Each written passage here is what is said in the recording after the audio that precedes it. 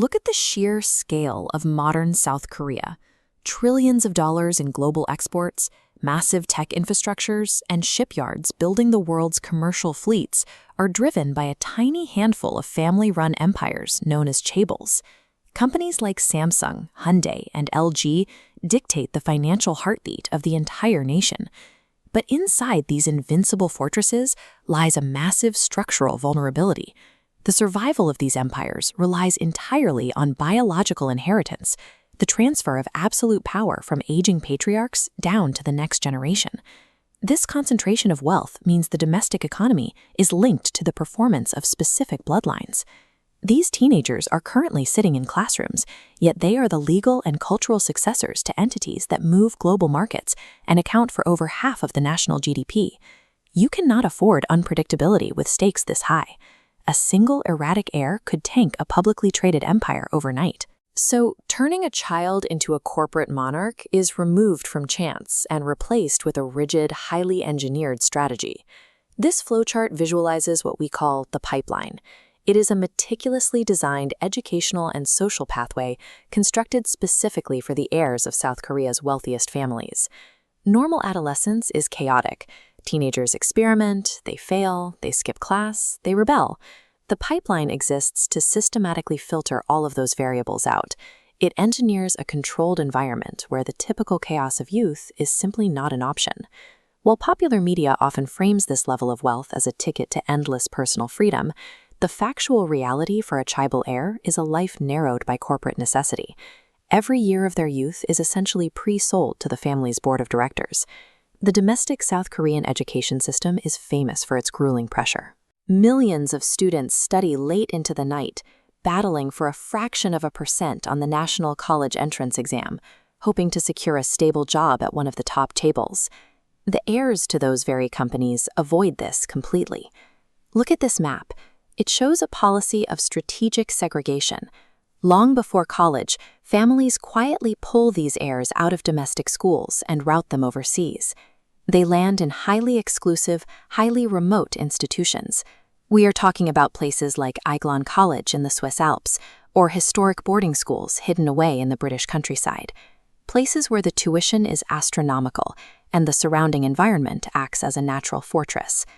Sending an heir to the Alps achieves two specific goals. First, it guarantees a world-class, globally recognized pedigree. Second, it completely removes the teenager from the microscopic scrutiny of the South Korean media during their most volatile developmental years. At this stage, the pipeline prioritizes geography over calculus. The objective is total physical and social isolation from the domestic public. Once locked inside these elite campuses, the focus shifts to a highly specialized hidden curriculum. While normal students memorize biology and history, Chaebol heirs are pushed to achieve absolute fluency in multiple foreign languages and grasp complex corporate governance structures before they turn 18. They are also taught exactly how to handle public perception. Living in an era of digital surveillance means a single leaked photo of a bad night out can trigger a national scandal. For an average teenager, getting caught doing something reckless results in a grounded weekend. For an heir, a personal scandal can cause real-world stock prices to plummet, erasing millions of dollars in shareholder value and threatening their family's grip on the board of directors. High school transforms into a multi-year executive boot camp. Every action, every holiday, and every public appearance is calculated and risk-managed. This calculation extends directly into their personal lives. The experiences that define normal youth, like stumbling into a new friend group or starting to date, are carefully monitored, softly guided, and heavily vetted by the families. These international boarding schools act as early networking hubs. An heir shares a dormitory with the future leaders of global finance, foreign royalty, and other Chaebol dynasties. There are absolutely no ordinary classmates here. This network graph illustrates how these early bonds form into strategic corporate alliances. By surrounding the heir with ultra-wealthy peers, families build a social firewall, preventing unvetted outsiders from entering the inner circle or threatening corporate bloodlines. Socializing at lunch or playing a weekend sport is the very first round of a lifelong boardroom negotiation. Eventually, the pipeline finishes its work. These meticulously groomed heirs return to South Korea in their late 20s or early 30s, armed with dual degrees from Ivy League institutions and a flawless international pedigree. They are immediately slotted into executive vice president roles or placed on the board of directors within their family's conglomerate. The system succeeds in its one true goal, securing the line of succession without disruption. On a macro scale, this mechanism guarantees that immense economic power remains permanently locked inside a handful of tightly protected bloodlines, generation after generation. But zoom in on the individuals, and you see the personal cost.